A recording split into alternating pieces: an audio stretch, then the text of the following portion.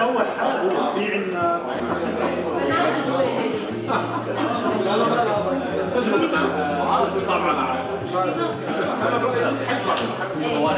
شوف منتج شطارة evaluation criteria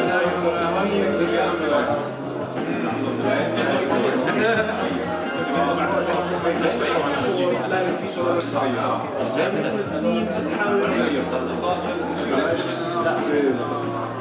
لا شك يعني كنت بتعرفش انت بشكل بس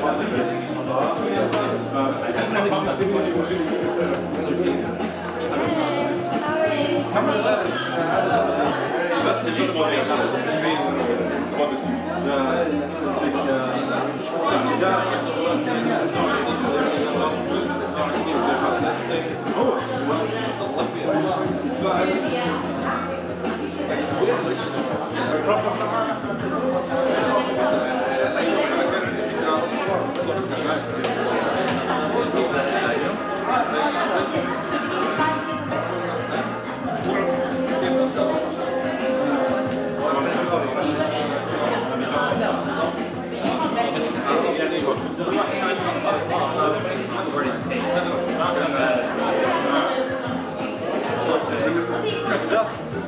ورا احسن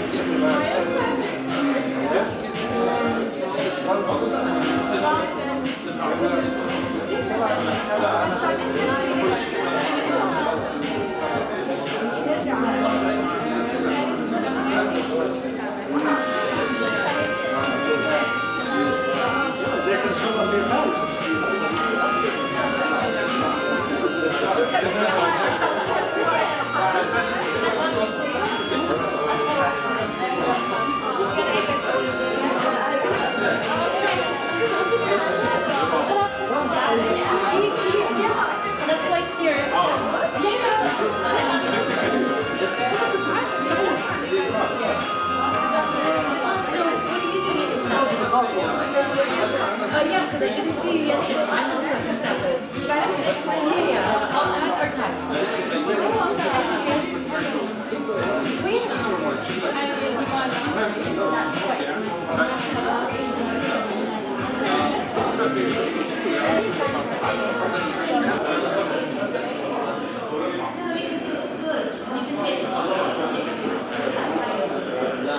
Thank you for having me. I feel very welcome.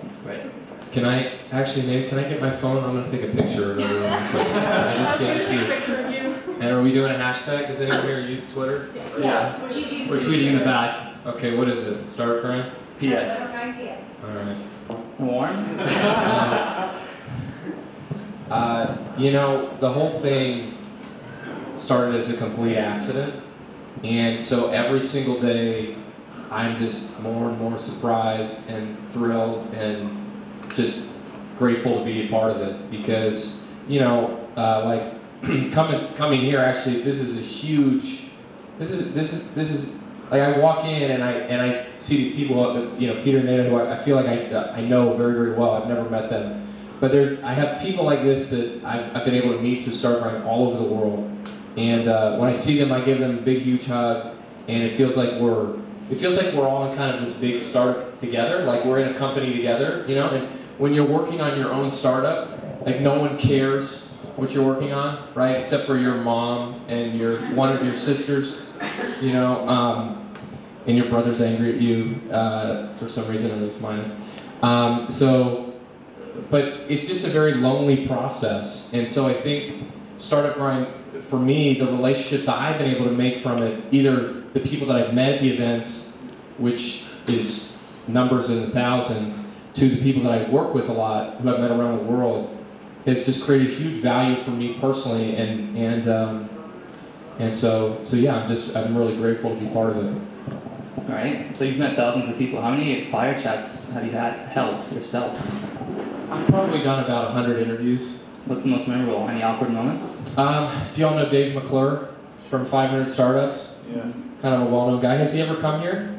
Not yet. No, he came to Did he? Okay. Let's try to get him.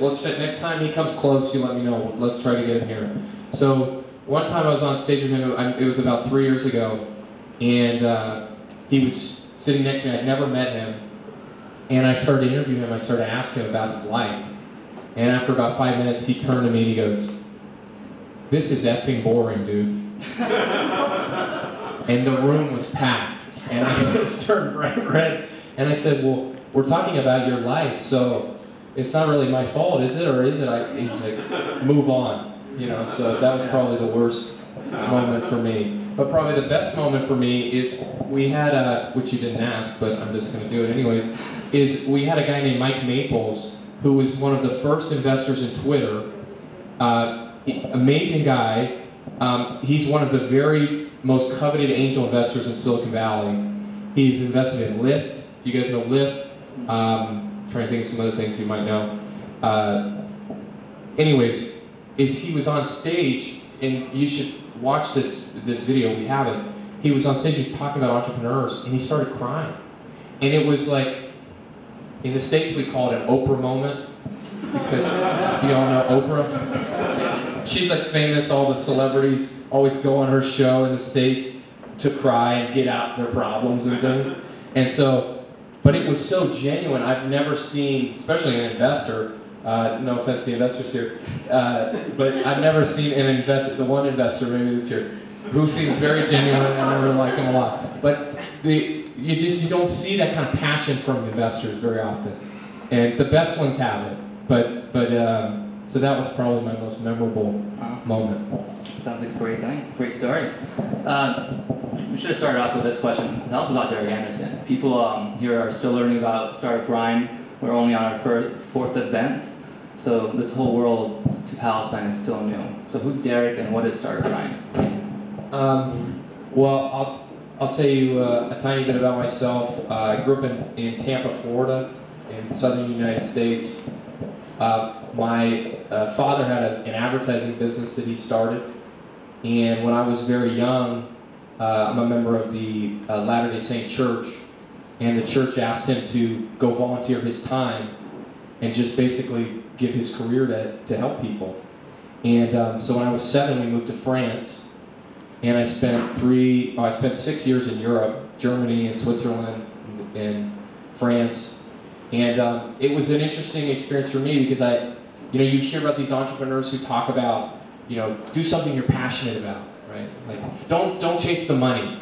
You hear this stuff and you think, well, when I hear it, I think, whatever. You're just lying. You're trying to get press or something. You know, you're just trying to get rich. We all know the truth. And look, most great entrepreneurs have ambition to become wealthy or to make money. Of course, there's nothing wrong with ambition. That's a word that the UN uses a lot. If you hear it, it's interesting. Spend a little bit of time on them. They always talk about ambition, ambition, ambition. And the least ambitious country in the world, I'll just tell you, again, no one asked me for this, but I'm just talking, is Norway. I talk to these people all over the world, and I was talking to this guy in Norway recently who's starting a chapter there. Are we filming this? And so We'll make sure to send it he to says Norway. to me, I say, tell me, I said Norway. Tell me about Norway. What problems do you have? He said, look, I'll tell you, Norway, our problem is we have too much money. I'm like, what? He said, because it's so easy. Life is so easy. And you think about your own situation, right? Whatever that is. You think about this. Life is so easy for them that becoming an entrepreneur is almost always a huge negative to what your life could be if you don't. If you just take the job, you get great health care, you have, you get paid very well, everyone's been wealthy since they were born, and so there's no ambition. So all of the great entrepreneurs, this is something I've learned from lots of great venture capitalists talking to me about this, is that almost all great entrepreneurs come from great adversity. So, and a lot of them come from, especially adversity within their own families. Something happened with their dad, or something happened with their mom, or just in general. They come from very difficult circumstances. I mean, you name a famous company, and almost all of them fit that profile. And so, think of Steve Jobs. He's the best example. He was adopted, he was abandoned. He was not affluent, he was not raised by geniuses. He worked very hard, he had a chip on his shoulder, and he wanted to prove that he could do it, that he could compete. And so I don't know what your question was, but that is what I decided to talk about.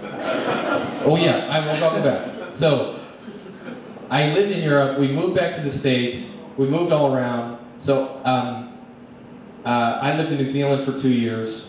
So, I've lived 8 years of my life outside the U.S., so I'm not the dumbest American in the world. I have somewhat of a world perspective.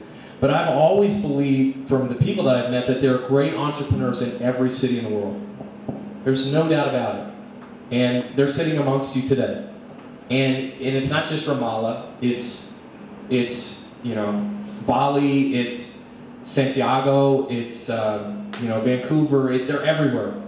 And the other thing that I've learned is that you don't have to be successful by only moving to Silicon Valley. That you can be successful where you live, that you can be successful at home. Because if you think about what you're doing, if you make your dreams a reality, if you deliver a great product, and if you get customers, and you build it here, it will change the world, right?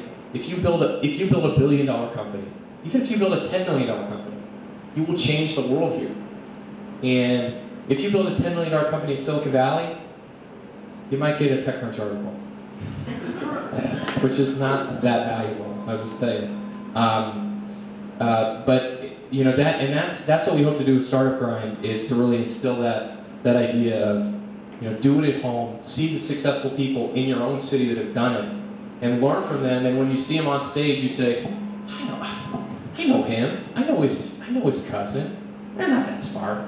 If she did it, I could do it. That's the whole thing. And when you get that in your head, that happened with me. Again, I'm sorry, but I'm just taking over. I don't mind.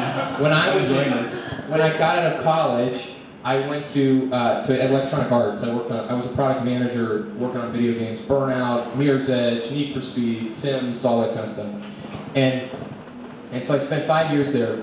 And one time, the founder of YouTube came and spoke at EA. And this was in 2006. This was like the peak of the hype. You see this with, right now it's Uber. I don't know if you guys read about Uber. You're reading about it every day. This is what it was for YouTube before they sold to Google. Once you get acquired, you're not so interesting. Then you're part of the problem now. But if you're a startup, you're in that situation. So he speaks. We're all just on the edge of our seats. Like, this guy is just going to be the most brilliant person ever. And he stands up at the front, and he's like, I can't get PowerPoint working. What is, and he's just like looking at it, and I'm sitting there, I'm like, you gotta be freaking kidding me. This dude is a billionaire, and he can't work PowerPoint? And then this is why I'm so dumb.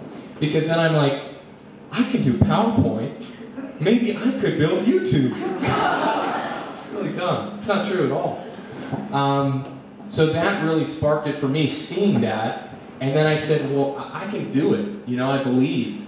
And so I left my job, 2009, started building products.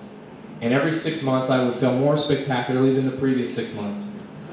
And I lost my own money, I lost other people's money, learned a lot. And we started hosting these events in my office, and there were 9 of us. That was way smaller than this. And it was a friend of mine was an engineer at Apple, and he had quit, and then there was me, and we just brought our friends together and said, hey, maybe we'll start companies together. Maybe we could just help each other. And what I've learned is, with events, if you come with the idea of how can I help someone else, that you will end up helping yourself. It's this amazing principle that I did not invent. That by helping someone, you end up just doing more good for yourself. And a lot of events, you get to an event. Can I stand up? I don't even know. You get to an event and someone says, hey, how are you? And then and you say, what are you working on? And they just pitch your brains out like that. They just pitch you. It's like the worst human experience possible, is to be pitched for 5 or 10 straight minutes by somebody that's not, like being an entrepreneur is one of the most selfish callings you could ever have in life. Because all you do is think about yourself and your startup and everything you have to deal with, and it's all in your brain, and no one understands it, nobody gets it, and then you start to get a team members, and then, okay, one person gets it, but then no one else gets it. And so when somebody asks you, how are you doing, it's like, just the floods come out. And so with Startup Grind, we always were just about, like, let's just brainstorm, let's just help. Like, how can I help you, Peter? Like, what can I do? And so we did it every month. 6 months in, we had 4 people attend, and I left that night saying to myself in the car, this is a waste of time, and I've got better things to do. I got to feed my family, I got to work on my startup, I'm not making any money. It was all free, it's never been about making money, and it was just something we did. And so, but then we turned this corner, and within a year we had 100 and something people coming. And I would invite people to speak, and they would say, I'll speak, but I don't want to prepare, I just want to be interviewed. I want it to be easy, I want to walk in the door, and that's it. So they're great, I'll interview you. And so after another 6 months of that, we were getting 250 people. And then people started attending, and they would say, I love the community, I love the values, like, this is me, this is who I am. I need to do this in my city. And so we started hosting it in Los Angeles and New York. When I first heard the idea, I honestly said, that sounds like a terrible idea. You want to host this in LA? I could get sued. I don't want to do that at all. And I've never been sued with this or anything else. But it worked really well. And so we were working on this startup. It was called Common Red. It was essentially a way for you to aggregate all of your social data and find relationships, like what you had in common with different people. Like, I could look at you and say, hey, this is what we share in common. This was in like 2011, 2012. It seemed innovative at the time. I'm sure it wasn't. And but we sold that technology to a company called Income.com, and then we started focusing fully on Startup Grind. That was about 2 years ago. And in that time, we've grown from those 3 cities to to about 125 cities. And we get about 100 inbound requests a month to start new chapters, and we approve about 10 of those. So we approve the very best. You have some of the very best here, and so that's kind of what that was a long. Yeah, that was. I just like checked maybe all the rest. Could I get a notepad and a pen? I have. Sorry. Wait, I don't know where to start. Norway, TechCrunch, Stargrind, failure. That's where it went. I was feeling it. So let's maybe go back one at a time. So Vapor Labs is owner of Stargrind, and with that you had multiple startups that you were working on. As you said, a lot of them did not succeed. What kept you going after many failures along the way? So it's actually called Vaporware Labs, which for any engineers in here, it might be like, that is the worst name you could ever have for a company. But that was why we picked it. We thought it was funny. And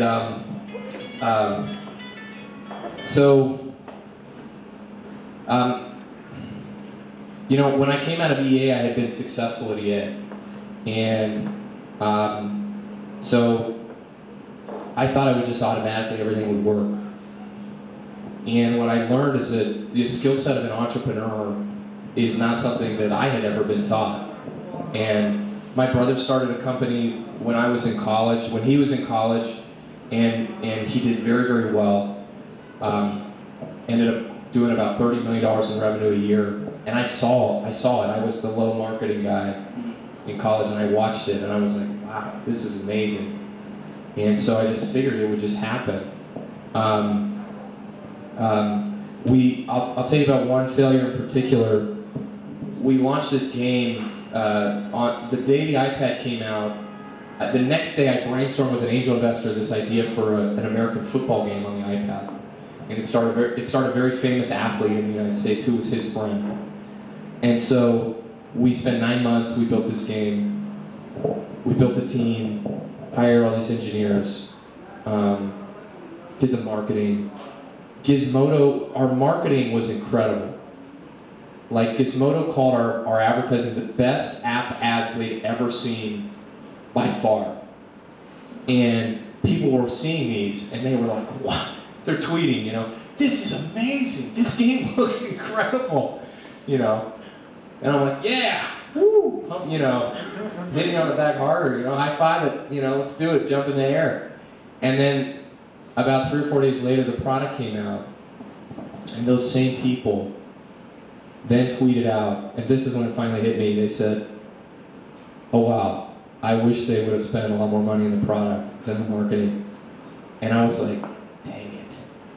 And we had spent someone's money, and we hadn't mismanaged it. He was not upset. We just didn't build a great product. And I was sitting there a few weeks later, and I was just, I mean, I felt so sorry for myself. And I was sitting there one day, and somebody had given me this book called 4 Steps to the Epiphany. It's written by a guy named Steve Blank. Has anybody heard of Steve Blank? Okay. Write this, if you don't do anything, write steveblank.com down. Go read what this guy's written. He's famous in Palestine. He's famous in Palestine? Are you kidding? We'll show you some pictures out Okay. there. Well, he's a mentor for me now, and he's a very good person. But in his book, he talks about customer development. Customer development is you build your product and you get feedback as quickly as possible, and then you iterate on that feedback, and then you get feedback again, and you iterate and you feedback, and you iterate and you feedback, and you iterate and you test and feedback over and over again until you get it right, until you hit product market fit. Have you guys read Lean Startup? You know this book? So Eric Ries, author of Lean Startup, is like a disciple of Steve Blank. He attended his classes. Steve Blank is the guy. And I'm reading this, and it's like, do not do marketing until you have a great product. It is a bad idea. And I'm reading it, and I'm just like, idiot. Of course. Good, of course. I did talk to customers, but I didn't listen. And I didn't really talk to customers. I'd pull my friend aside, like, hey, I just spent the last 9 months all day, every day working on this game. I put my whole life into it. Do you like it? Yeah, dude, it's awesome. Yeah. It's gonna kill it. You know? I know. I already knew that. I didn't need you to tell me that, but it's good reinforcement. I sent it to my mom, you know, give her a build on test flight. Hey, oh, this is awesome. This game is going to change the world. How many games have you ever played? None, this is my first. You're just doing so great, honey. Not good customers to give feedback from. So, anyways, this after I felt bad for myself for about a month, I got back to work. And I've made that same mistake probably 3 more times. And once I asked Steve Blank, I told him, I said, if I had read your book before, then it would have saved me. Because when we were developing, there was one point where we spent months on this mechanic, and if you ever develop games, the most important thing with games is that it's fun. You have to have a mechanic that you can do 1,000 times over with no graphics and no models and nothing, and it's just freaking fun. And like Angry Birds or whatever, like you just, woohoo, woohoo, like 1,000 times, right? Like, and so we never got that. We never had that. We thought, oh, we'll just put graphics on it and it'll be great. You know, oh, we'll get the menu in and then that'll change it. Idiot. And then, so, but we had this little mini game we were going to do in it. And we spent like 1 day on it. Put our main engineer to spend 1 day on this thing. And after 1 day, it was this kind of top-down view, and this guy would run, and you would dodge stuff. It's kind of like Temple Run. You ever played that game? After 1 day, that little, with just this little guy, was more fun than the thing we'd spent 3 months on. And I was too immature to understand that we needed to pivot, and then convince our investor, which I tried to do, but not very hard, but to convince our investor that our train was going to crash unless we did something else. And what we should have done was I should have told him, we should have spent 2 weeks on it, and then I should have met with him and showed him both games, and said, we spent 3 months on that, we spent 2 weeks on this. Which should we keep building? It would have been clear. It wouldn't have become Temple Run by any means, but it would have been way better than what we built. And, but I didn't listen to the feedback. I was too stubborn and heads down. And so that's probably the biggest mistake I've made. In startup. I've made lots of other mistakes, but in startups, that's probably the worst mistake. What are there some personal mistakes? Kidding. Yeah. I decided to start shaving my head. It's not worked out. Thank you. Yeah. I'll give you an email. You can email my wife. All right. Going back to Norway, you said there's no ambition. You don't see true entrepreneurship there. Where do you see kind of just having chapters across the world? Where do you see the most activity for entrepreneurship these days? You know, what I find is that we have great chapters where we have great people. There are definitely some places that surprise us. So on that point, if we have a great person leading the community, we find great people, we see great activity. So there are all the standard places, you know, like the Torontos, the Buenos Aires, the Mexico City, the, you know, here, Tel Aviv, you know, New York, Washington, D.C., Los Angeles, China, Southeast Asia, Singapore, Malaysia has an amazing tech community. I don't know, has anybody been Southeast Asia?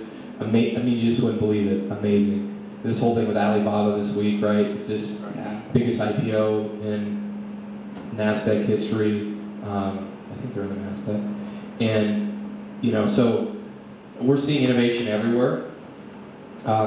We have 100 entrepreneurs a month that meet in Tehran. Wow. That's pretty amazing to me as a dumb American. New market? We have 200 entrepreneurs that will meet from time to time, and they're not always 200, they meet all the time, but in Lubumbashi, DR Congo. You know, we have chapters in Ghana and Kenya, and I'm amazed by the human spirit. I'm amazed by people that want to get out of their situations, that want to get to work and just make it happen. I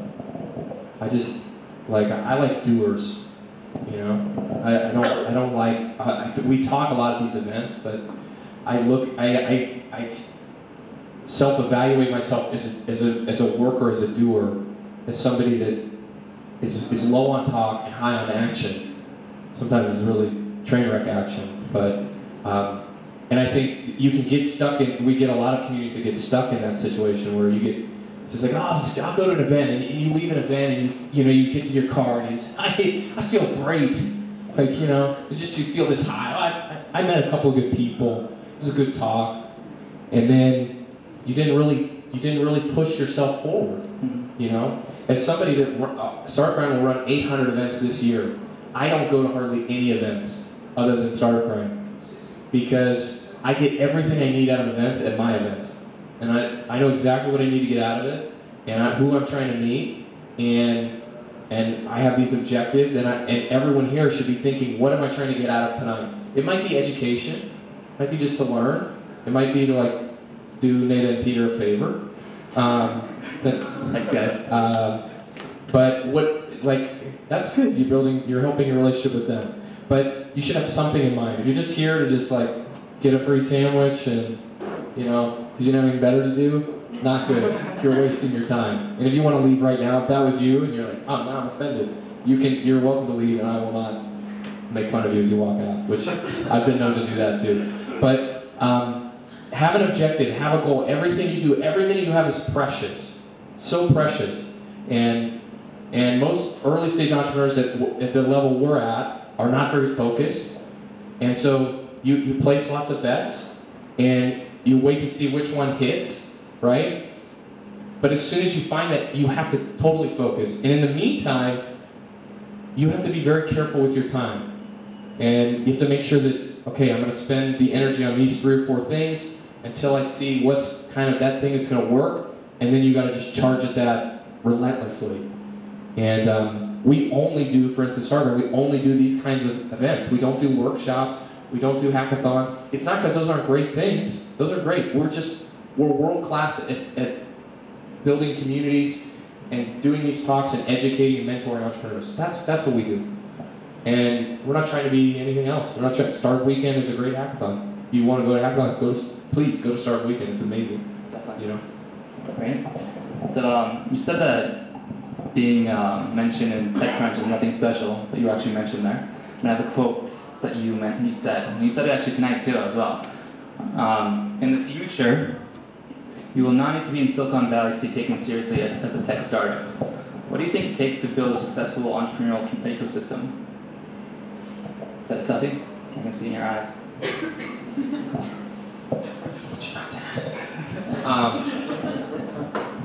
There's all the usual things that everyone says, which is funding, talent,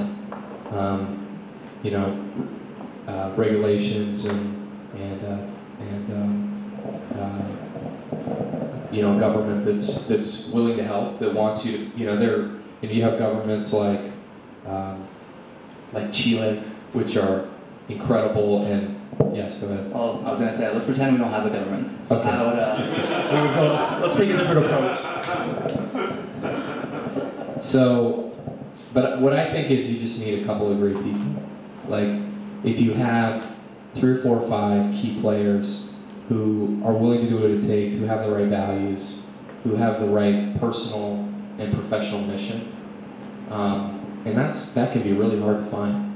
You got to have great people who are willing to, who have done it maybe at Microsoft or Google or something, and who are willing to come back and help and be a part of it. That's so huge. I can't. We're just talking about this. I can't even fathom what a difference something like that makes here. And some people will do it, some people won't. Some people don't want to do that. And but I think it all just comes down to people. And you guys seem to have some really amazing people here. So I don't know. Is it a good ecosystem or is it not? What does your ecosystem need? Any ideas, guys? Comments? Questions? All right. I guess not. Does it need anything? Apparently. What do you guys think? It must need something. What do you need? How can Startup Grind bring you what you need? What do you need? Shout it out. Go ahead. Actually, a lot of what you said is on my mind. I mean, like, marketing before the product gets ready is what always we tell the startups to do. I mean, the right team for the right idea is exactly what you need in order to do it. So you're saying exactly what we're thinking. We're looking now, or I think I'm looking for something from your experience that can make us achieve more productivity into startups, not just marketing ideas and teams and stuff like that. Great thought.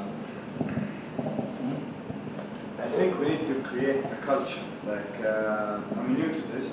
I like that I went to this event and the other event, the Start Me Up one. And I think here in Palestine, we just need to create a culture for people who are very innovative, very smart, and need to grow. And I think this, you coming here is like empowering these people to do more. And that's it for now. Like, that's what I can think of.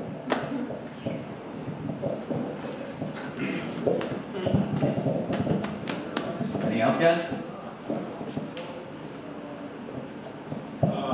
It's alright, my voice For the video. For the video. No, really, I wouldn't know. It's for the video, so we can capture the audio. Alright, I think, like, I did my internship at Safer as an online marketer. I think what we really lack here in Palestine is that connection between the universities and the companies. So, okay, we have an education system, but is that education system what the companies need? What the is it building the entrepreneurship soul? Is it like leading students to what they really need? So I think we need orientation. Sorry, I forgot the word. So we need an orientation system that connects between, like, back and forth between the universities and the companies. So yeah, That's a great thought. Yeah, get people involved in the success of what you're doing, and that'll take the leaders of your community to come in and to go to the big companies and to go to the universities, to go to these different groups and say, hey, be a part of the success. One thing we see in a lot of places is people clawing. You know, it's like the crabs in the in the pot, where as soon as one starts to get out, the other one pulls it down. You know, I have no idea if you all have that here or not, but you know, in a lot of places we see that where it's like, no, I'm going to be the king. I'm going to own the community or the ecosystem or something, and that doesn't make any sense at all. And it takes those values. What are your values? What are your community's values? The values of Startup Grind are the values of Silicon Valley. Really, it's this idea, like, you can meet almost any person in Silicon Valley, and if you have a meeting with them and and it's a good interaction, they will just introduce you to one or two people. And if you do a good job with that, they'll continue to help you. Or if you provide value back, but it's this give first mentality. Now that has an end, right? Maybe 2.5, 3 times, maybe something like that, and then it's like, hey, you're asking, you're not giving, you're just taking. But you know, that or you're just making friends versus it's all transactional. It's all about how much money am I going to make from this. It's all about what's in it for. I'll help you, but what's in it for me? That doesn't go very far. That happens in a lot of places. Like, that's all they know. And it takes people that have seen something different and seen it work differently to come in, and hopefully the community starts to adopt it. Or sometimes those people just feel, after a while, they feel like it becomes impossible. It's futile. And so it just requires people rallying together, setting an agenda together, setting values, mission together, and just working to help. I just kind of want to build on what you were saying. What we're really lacking here is kind of like a system of mentorship, like what you were saying. So a lot of people, either they'll start their own company and kind of get it off the ground for a few months, but then they don't have any guidance or direction. And we, I know, because I grew up in the States, so I was exposed to a lot of that kind of thing where somebody takes you under their wing and they show you how it's done. but here it's really lacking. And I think just because there is such a big gap, just like Majdi was saying, with what you study in college and then what the labor market actually needs, somebody who's been there and done that and somebody to guide you will really put the money to good use, I think. Yeah, that's a great thought. And if I can share something around mentorship, and this might be useful as well, is you heard my previous product experience. About a year ago, I went back to Steve Blank, the same guy, and I said, Steve, what is the next thing for Startup Grind? What should we do? He's like this guru, you know, like he is the expert in this, in everything that Startup Grind is. So like, this was a year ago, okay? And I just sat there and I'm like, here it comes. He's gonna deliver it to me. It took me 2 months to get it set up because he was doing this. And he looks at me and he's like, well, have you talked to your customers? You know that's my shtick, right?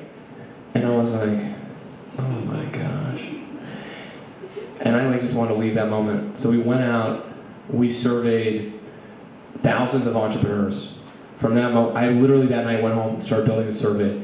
And I had nothing, no agenda. It was all about solving the problem. What problems are you experiencing right now? How can we help you with them? What else? What's your second biggest problem? What's your third biggest problem? How are you solving this? What are you doing with this?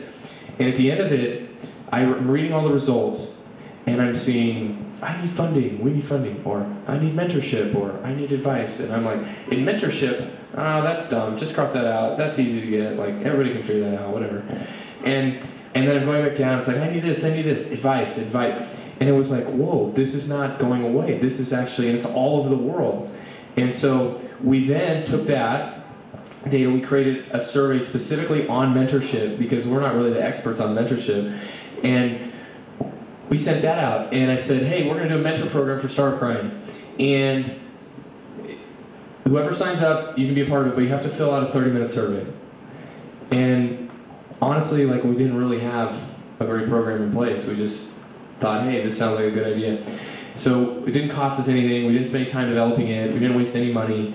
And that day, 250 people signed up. And they filled this thing out. And the last question on it was, can we contact you again? And all 250 people said yes. It was just like, yes, everyone. And I've never seen, like, that to me was like the most amazing statistic in survey. Like, you have 250 people and they all say, yes, please give me more, give me more. And then we surveyed, we did the same thing with mentors. Well, who would be mentors for us? And so we did the same thing. 250 people signed up the next day. Well, the best mentor programs in the world are things like Y Combinator or Techstars, like in the tech world, Techstars, 500 stars. 500 stars has 300 mentors. Techstars has 1,000. Y Combinator has 1,500. They call their alumni, mentors. And it was like, wow, we have this amazing network in 100 plus cities, and we have tens of thousands of entrepreneurs, and a lot of them need advice and mentorship. And what I started to think about and what I realized is some of the best decisions I've made over the last few years have all come from mentors. We're powered by Google for Entrepreneurs. I keep talking about Steve Blank for some reason. He's had a huge impact on me, and he told me about 2 years ago, he said, hey, you have to go get sponsors. Like, you have to go get a big partner. And I never really, just didn't think it was a good idea, and for all sorts of reasons, and he convinced me it was a good idea. And 9 months later, we're globally partnered with Google. We're one of only 2 global partners of theirs, Startup Weekend being the other. And this has been huge. I mean, you can imagine, right? It's just, we went from being what we were to being powered by Google, and it has made a huge difference. When I was doing my other startup, and Startup Grind was doing really well, I was doing it 1 day a month, and I was doing this other thing 29 days out of the month, and it just wasn't working. And one of my mentors was like, Startup Grind was nothing, it was just this one meetup. And he's like, you really should think about focusing or spending time with Startup Grind, because that's actually really cool, and that's working. This other thing is like, not that good. And so, that's hard to hear, but like, that was a really smart person, really good advice, who knew me, who'd spent time with me, who wasn't financially motivated by the decisions I was making, He was just doing it because he cared about me, and you have to find a mentor that does that. You have to have somebody that that is best invested in your future. And so my dad's my mentor, or my brother's my mentor, or and they're not my dad's not very tech savvy, but he's got great advice, and and then I use the other guys for the tech stuff. And mentorship is it's not a relationship you can force. You can't walk up to somebody and say like, "Will you be my mentor?" I have probably done that. It's like walking up to someone and it's like walking up for me, for a woman, or walking up to a man in a bar and saying, "I'd like to have 3 kids with you."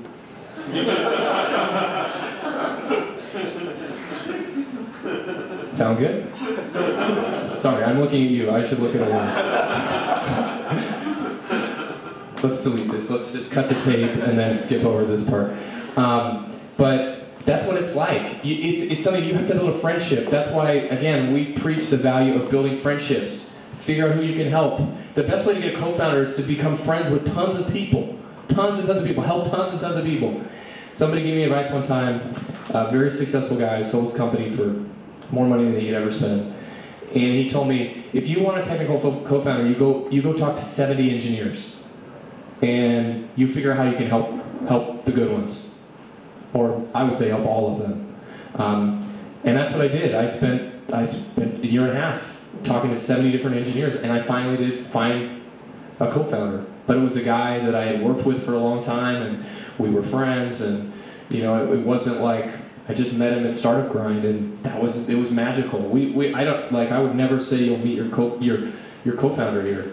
You'll meet a lot of people you should work with and have relationships with, but don't go with and if you go to a bar with the expectation of like, I'm gonna meet my wife and that we're gonna have 3 kids with, and then you have that expectation, and then when you leave, which you didn't, you're all bummed out. Like, don't have that expectation. It's like, I'm gonna go, I'm gonna have fun, I'm gonna meet people, I'm gonna try to help people, and it just like the world works out. So basically go into a bar with no expectations.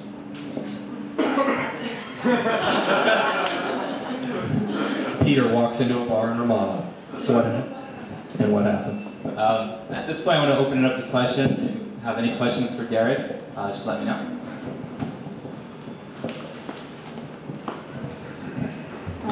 I have a specific question about about the challenges you have faced with a new entrepreneurship project, new to the culture. I've been thinking to develop the street art culture here in Palestine. And I know it's strange, and it's like we've never experienced it, like in Turkey, for example, or Greece, or in Europe. When you walk in the streets, street art is very popular, and I think, from a passionate view, not from the money-making point of view, I'd love to have it here in Palestine. I'm working on a small project to develop it, but what challenges, how can we meet the challenges of a new project like that? Tell me again, a treaty of what? A treaty of... A street art project. Okay. And that's like how to do it, what you can do, what's... how to meet the challenges of something new like that with the culture. People, I don't know what the reaction of the people here would be to introduce theater performances, music, and artistic stuff here in the streets. One thing that I always hear investors say is that they get really excited in an entrepreneur who does something that seemed really, really hard, right? So it could be the problem that you're building, some technology that's just incredible, or it could be something like you got so-and-so on the project who is this amazing person who would have no business working with you, but you've somehow convinced them. You've moved mountains to do this, and I think something like that falls into that latter category of, if you get all the, first of all, hopefully you're an expert in it, and you have a domain expertise, and you have credibility in it, because it seems like that would be something you would need some credibility with to speak to those people about. the worst artist in the world, and I'm not creative at all. So I would be the worst person to do that. But if you can go in and you can say, hey, I've got these players involved, all the key people, and you just start pulling them together and bringing them together, and then you come out and say, hey, this is what we're doing. Look who's involved. Like, do something very big. That's if I was you, I would think about that. It seems like what you could do could be very. You could just launch it and then see it. Like you could launch it tonight, but I would go after and see who are the relationships, who are the people that everyone looks up to, who are the decision makers, who are the cultural, people that everyone looks to, and go get them involved. And if you can't get them involved, it's probably not worth doing, because no one will take you seriously. But if you do that, then everyone will take you seriously from the first day.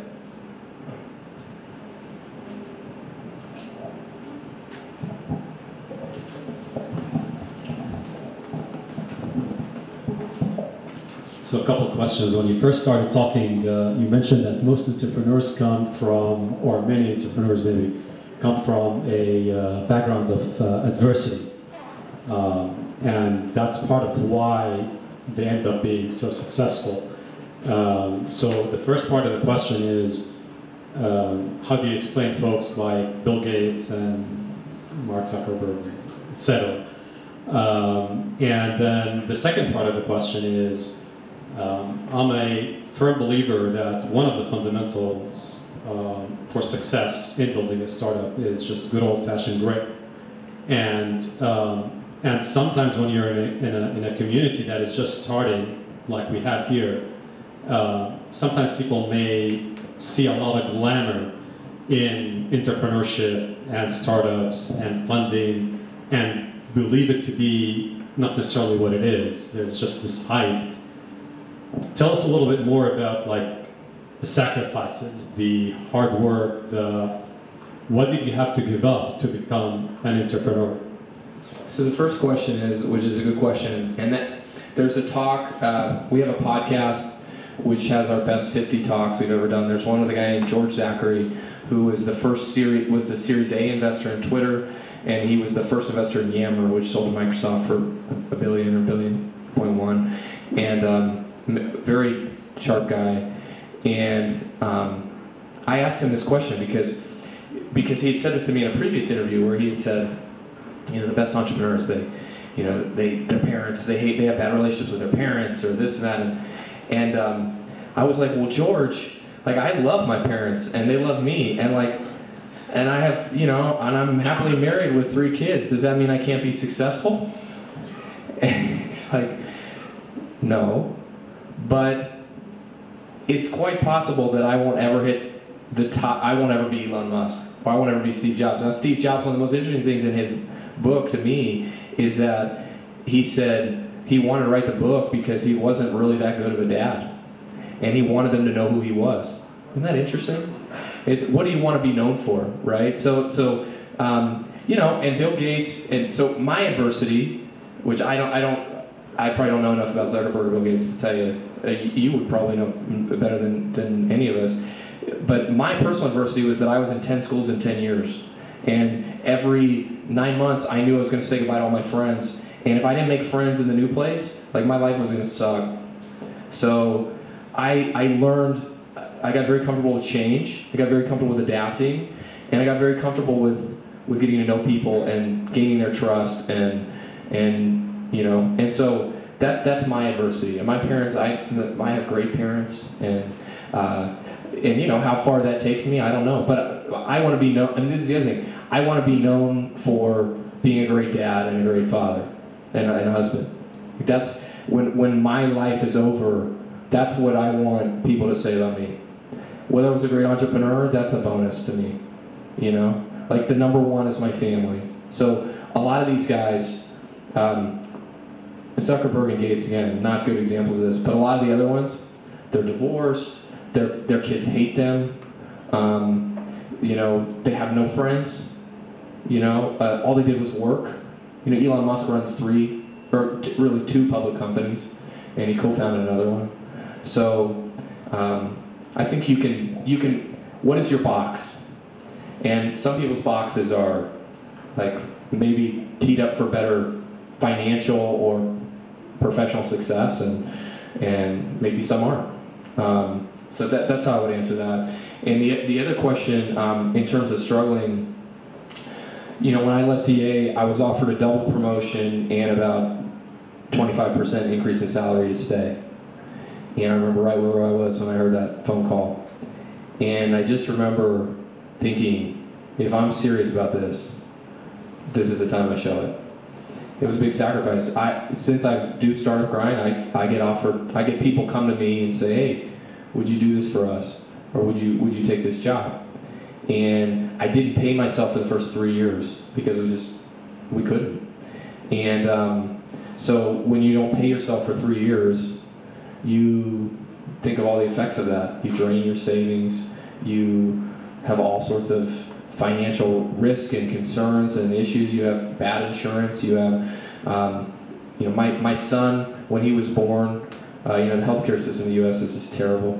And when my son was born, I worked for EA. He cost $10. That's because EA paid for everything. And when my second child was born, he cost $8,000. So, and my latest child, which is a little girl, she could cost, it doesn't matter how much she costs because she's amazing. But, you know, but that little monster guy in the middle, you know, that was a tough one to swallow. So, you know, there's all those things. I don't know how many things, I haven't been on, I mean, you know, we're going on vacation next month, my family and I. This is the first real vacation I can remember taking since I left EA. I mean, that's probably exaggeration. We've gone different things, short things, but those are just things we just said, look, we're going to put all the money into the company. We're going to invest. And at some point that's going to pay off. Things are going to work out. And, you know, but I like to think about with this, whenever it gets really hard, and it gets really hard, I always like to take my head to the thing that was hardest in my life. Think about that for a second. What is the hardest thing you've ever dealt with? Ever? I can't imagine. I mean, if we were totally honest, we would probably all be in tears. I mean, one of the hardest things I dealt with were my grandparents died in the same week, and they were like my second parents. My grandmother died on Monday, my grandfather died on Friday, totally unconnected. It was terrible. I lived in the Cook Islands in a little shack in the middle of nowhere for 7 months by myself with cold water and nothing, no communication outside the world. It was so lonely, I can't even describe it. Whenever I think how hard my startup is, I always go back to that little place in the Cook Islands where I was, and I think, man, this is, okay, I don't go on vacation. Like, I have hot water, you know? Like, things could be so much harder, and you're probably looking at me saying, like, that's the hardest thing you ever dealt with? I mean, there are other things. You guys have dealt with hard things. And, you know, I'm embarrassed to say those are some of the hardest things I've dealt with. I'm sure it doesn't even compare. But you gotta think about that. And if you can survive that and live through that, like, you can do a startup, you know? You can figure it out. You know, I mean, I don't know.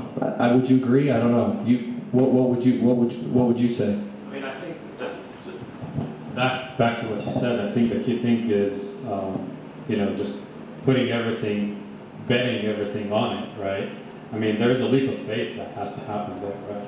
Because, you know, you're putting the money, you're putting the effort, it's sweat and tears, it's pretty much, you know, you're leaving a comfortable position, comfortable job, you have other responsibilities, maybe you have family, etc. I mean, these are, you know, aside from having the vision to see something that maybe nobody else is seeing, especially maybe even in some cases the closest people to you, right? Aside from that, there's that significant risk, but obviously there is something that underlies that, which is this leap of faith. And I think having that leap of faith is what takes you through this adversity that happens, you know, as you build your startup.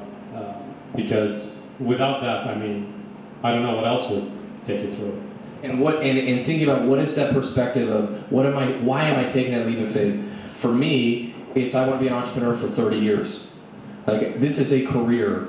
And it's not just, I mean, of course, I want to take care of my family. But like, I want to be around, I still want to be an entrepreneur 30 years from now. Who knows if I can do that? I hope I can. But you have this perspective of, so when things start going bad, it's not like, which my first startup had to be a complete disaster. I won't even bore you about it. But absolutely failed before it even started. I wasted 6 months on it. And I could have easily gone back and got my job. But it was a decision, I had made that jump and I was committed to it. I wasn't necessarily, like, that idea didn't work, but I was committed to finding something that would work. And so I mean, I couldn't agree more with what you said. Any more questions? All right. Thank you for joining us tonight. Derek will be around for the next hour or so for networking. If you have any questions, comments, or just want to chat with him, he'll be around. There's more food in the back, so help yourself. Please eat it all. We don't want to take it home. Can I just add one thing? My email is derek@startupgrind.com. And if there's, say how they can help someone else in the room. So just think about that for a second. What are you an expert in? How can you be useful to somebody else? So I'll start. I worked at EA for 5 years. So if it's something in gaming, I could be helpful there. We have directors in cities all over the world. So if you're trying to learn about a particular market, or you're trying to meet, or you want to be a mentor, I could also be helpful there. So that's me. You want to go? He's also looking for a room. I just did. Thanks. Contracting can help in sales, marketing, distribution, in all of Palestine, in all of sectors. This is one.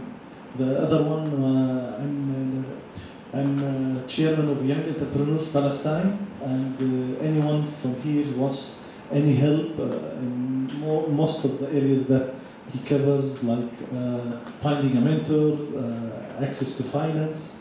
In some areas we can help. This is. So if you guys want, if anybody wants to get involved more in the community and take initiative to actually lead activity in the community to help build this into, the greatest community in the region, I have a long list of things to do for you. So I will help you to help the community. Same here. We need more volunteers for the Startup Grind. Anyone else? My name is Ahmed Abu Omar. I am CTO at a company called Parity, which is hosted at Fast Forward. I am a web developer with 8 years plus experience. If anyone would like any help with web development, I will be glad to help.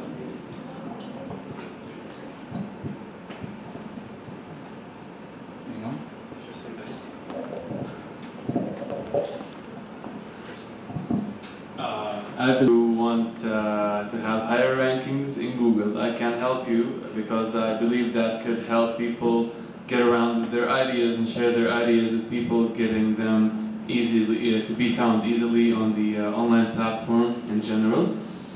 And if you ever felt that you're feeling down, just give me a call. I can play some guitar to you and sing to you, which gives you a positive vibe to keep going with your life and your business. So we start with you, you make us feel warm. And then when we're feeling a little bit better, then we move to him and you can make us laugh. I love it. I love this community.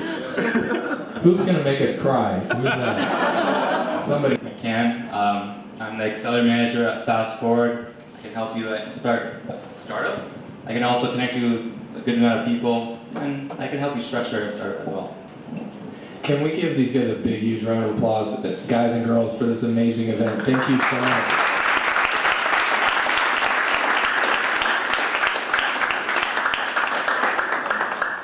Thank you, Derek, as well, for coming all the way to Palestine. We do have a little gift for you. It's a little plaque. It's actually olive wood. It is something that represents Palestine. So, there you go.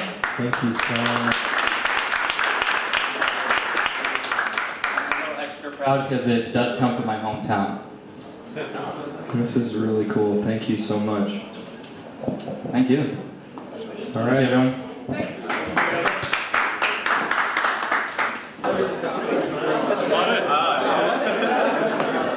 أنا رايح أجيب محاضرة. كيفك؟